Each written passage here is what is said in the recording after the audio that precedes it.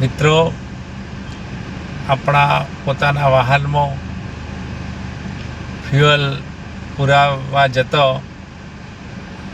ધ્યાન રાખવું કે ફ્યુઅલ ફૂલ ટેન્ક ન કરાવવી. સીએનજી હોય તો સીએનજી પણ ફૂલ ન કરાવવું.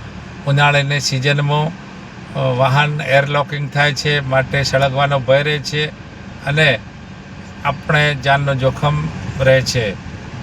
માટે ફ્યુઅલ ફૂલ કરાવવું નહીં.